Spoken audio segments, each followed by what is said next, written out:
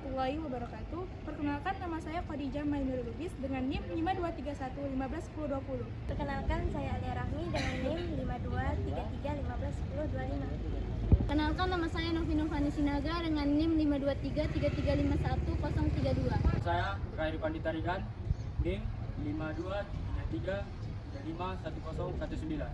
Saya Gabriel Pradika Tarigan dengan NIM 5233 15 10 24. Saya Nugraha Aritama Putra Perdana dengan NIM 523 115 10 15. A few moments later.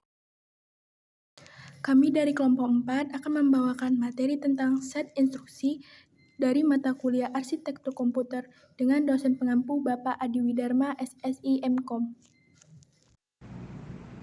Di sini saya akan menjelaskan materi arsitektur set instruksi.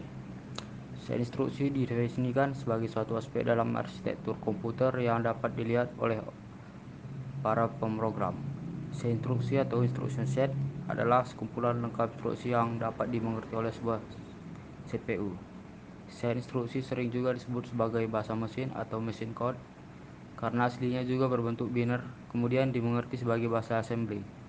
Untuk konsumsi manusia atau programmer biasa digunakan representasi yang lebih mudah dimengerti oleh manusia. A. Dua bagian utama arsitektur komputer. 1.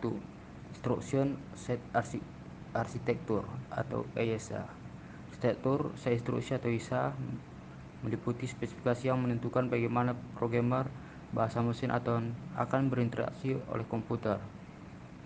ISA menentukan sifat komputasional komputer.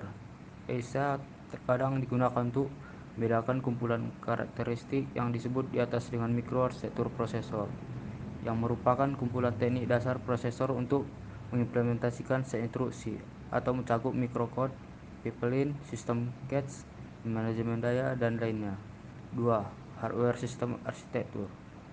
Arsitektur sistem hardware atau SA berkaitan dengan subsistem hardware utama komputer, CPU, sistem memori, dan I/O. HSA mencakup desain logis dan organisasi arus data dari subsistem. Karakteristik dan fungsi set instruksi. A. Operasi dari CPU ditentukan oleh instruksi-instruksi yang dilaksanakan atau dijalankannya. Instruksi ini sering disebut sebagai instruksi mesin atau machine instruction atau instruksi komputer, computer instruction. B. Kumpulan dari instruksi-instruksi yang berbeda yang dapat dijalankan oleh CPU disebut set instruksi atau instruction set.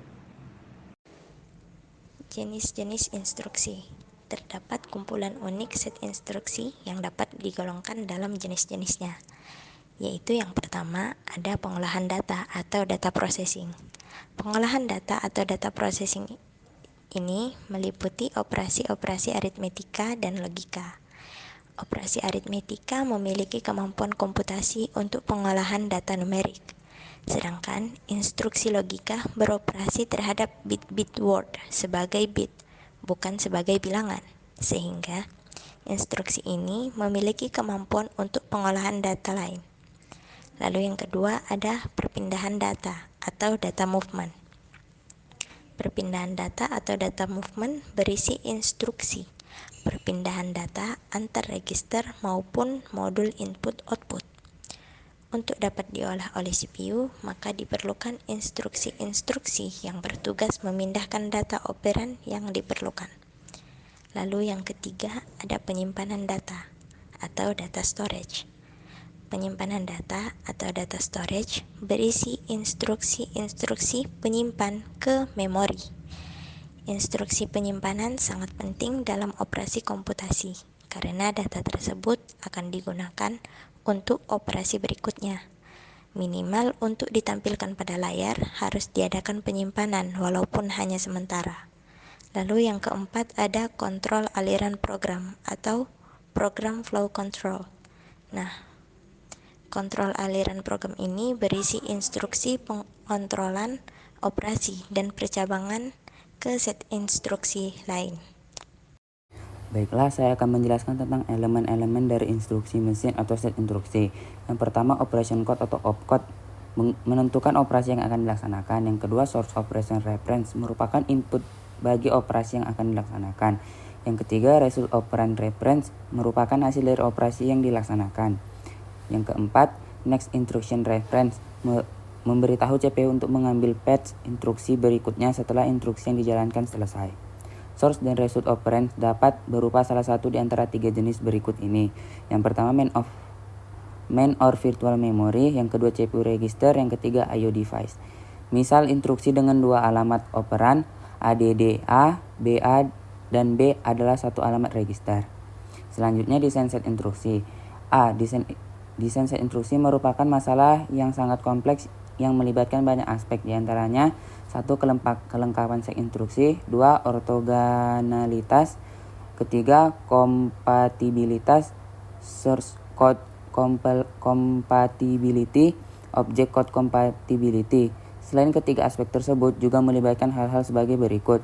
Yang pertama, operation repertoire, berapa banyak dan operasi apa saja yang disediakan dan berapa sulit operasinya. 2. Data types, tipe atau jenis data yang dapat diolah berdasarkan instruction, format, panjangnya, banyaknya, alamat, dan sebagainya. 3. Register, banyaknya register yang dapat digunakan.